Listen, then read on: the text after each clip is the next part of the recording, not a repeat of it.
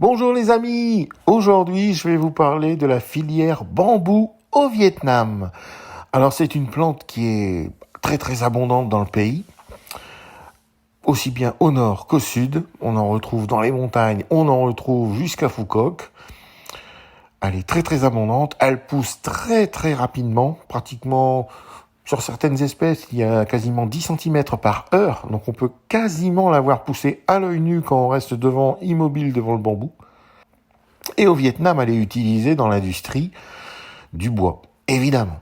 Donc on en fait vraiment toutes sortes de choses, des plus petites, des plus modestes jusqu'aux plus grandioses. Vous allez voir, vous allez être scotché.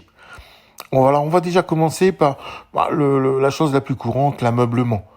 Donc on en fait des tables, des chaises, des canapés, des lits, pas de problème. Ensuite, on en fait des maisons. Alors ça va de la hutte un peu traditionnelle aux maisons les plus incroyables, aux formes les plus incroyables. On est presque quasiment dans l'univers de Gaudi, parce que évidemment, c'est quelque chose de très léger, ce sont des tubes, donc on peut en faire ce que l'on veut. Ils sont flexibles, ils sont durs, ils sont souples. C'est incroyable. Ce matériau est vraiment léger et utilisé... on peut l'utiliser de toutes sortes de façons. Par contre, c'est quelque chose d'assez technique. Pour les grandes structures, c'est quelque chose de très technique. Donc, on est obligé de faire des nervures, des points d'appui, des choses comme ça. Et ça donne des formes arrondies, des formes cubiques. C'est vraiment incroyable. Des arcs-boutants. On s'en sert vraiment pour tout. On peut même faire des maisons rez-de-chaussée ou des maisons vraiment à étage. C'est vraiment impressionnant. De toute façon, il est utilisé dans les échafaudages, même jusqu'en Chine, où on préfère l'échafaudage bambou à l'échafaudage métallique. Il est utilisé depuis tout temps dans l'irrigation, parce que évidemment, ce sont des tubes creux. On peut facilement percer les petites nervures, donc on peut en faire facilement un tube ou des gouttières. On peut en faire, on l'utilise par exemple pour les baguettes, les chopsticks pour manger. On l'utilise pour les cure-dents, on l'utilise pour les pailles, les cannes à pêche, les systèmes de pêche au carré, au carreau. Enfin, en France, on appelle ça la pêche au carreau. Là-bas, ce sont tous des morceaux de bambou. Également, une utilisation qui a quasiment disparu en France, mais qui est encore bien réelle au Vietnam, c'est le joug de transport. Donc, la baguette de transport pour transporter 2 paniers.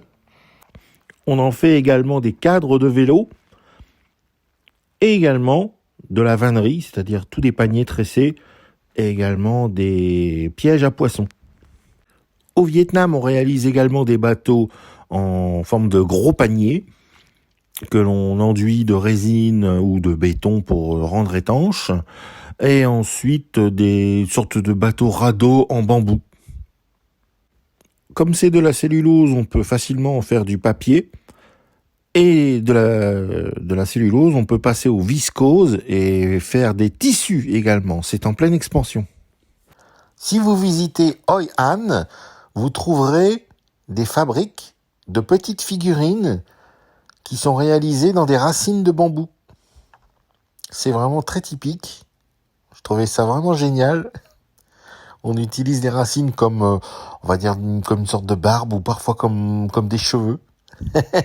Et on sculpte même des chapeaux dans le bambou. Ensuite, à Hoi An, on utilise également les cadres en bambou pour réaliser toutes les lanternes. Les lampions, les lanternes sont réalisés comme cela. Il faut des fines lamelles de bambou sur des encoches, sûrement également réalisées en bambou. Si on n'a pas ça, on n'a pas la flexibilité, on serait obligé d'utiliser peut-être des lames métalliques compliquées. Les artisanats qui fabriquent ces cadres en bambou ne sont pas situés à Hoi An même, ils sont à l'extérieur dans des villages spécialisés. La qualité du bambou permet cette flexibilité, cette souplesse pour avoir la forme désirée. Ensuite, le bambou, évidemment, on le mange. Enfin, pas tout. on va dire les pousses de bambou. Euh, c'est un mets très très apprécié en Asie. On coupe les pousses de bambou qui émergent du sol, on enlève les feuilles, c'est un peu comme des asperges, quoi, on va dire. Alors, ça ne se mange pas cru. Alors, soit on le coupe en toutes fines lamelles et que l'on met dans des grandes jarres avec de l'eau en fermentation pendant une semaine, ça fait une sorte de choucroute, ou alors cuit à l'eau bouillante. Ici, on voit des plats avec du poulet, du poisson et d'autres légumes. C'est vraiment délicieux. Dans certaines rues d'Hanoï, vous tomberez sûrement sur des rues spécialisées en bambou.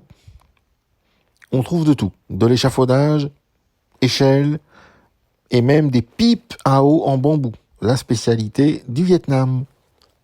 Et puis ce matériau qui est extraordinaire s'utilise également comme instrument de musique. Alors là, vous trouvez de tout, des flûtes, flûtes à coulisseaux, xylophones. Mais je vous montre une dernière fois un splendide ouvrage que l'on peut voir à Phu Quoc, c'est le Grand World Phu Quoc, qui est réalisé avec 42 000 tiges de bambou.